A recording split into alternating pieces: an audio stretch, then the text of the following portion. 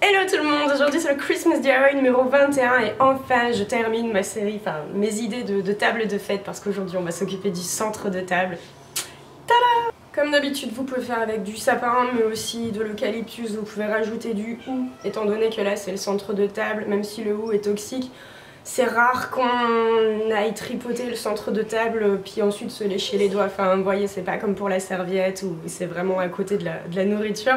Du coup, vous pouvez vraiment vous lâcher pour ce centre de table. Vous pouvez complètement l'adapter. Enfin, moi, je vous donne une idée, pardon. Mais vous pouvez le rapetisser, l'agrandir. Enfin, vous faites comme vous voulez. J'aimais bien en fait cette idée de faire. Je vais pas passer Noël chez moi cette année, mais si j'avais dû, j'aurais fait ça en fait. Donc du coup j'espère que ça vous plaît cette idée végétale et que ouais, ça vous inspire et que vous êtes activement en train de préparer vos tables de fête. Je vous souhaite de passer une très bonne vidéo, une très belle journée et je vous donne rendez-vous demain. Bye bye. Il va vous falloir des branchages, un pot en verre, une pointe de poinsettia, du fil métallique et une pince, des bâtons de cannelle, des ciseaux et de la ficelle. Je commence en prenant mon pot et je vais faire le tour avec, là j'ai choisi de l'eucalyptus parce que honnêtement le sapin en fait ça se travaille très difficilement, les aiguilles tombent facilement.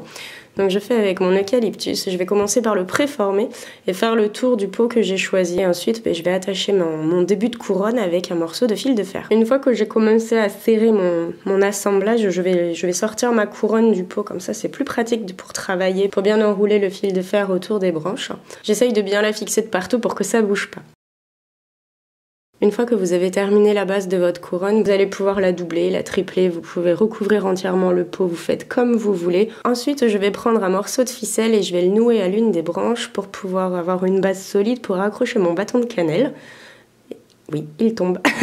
Mais du coup, c'est plus facile de faire le nœud et de le reglisser dedans ensuite. Et du coup, je fais juste une boucle très simple pour aller avec le reste. Place au poinsettia. Maintenant, vous pouvez choisir de mettre du hou. Celui que j'ai chez moi est un petit peu passé. C'est pour ça que j'ai sacrifié mon poinsettia pour le tuto.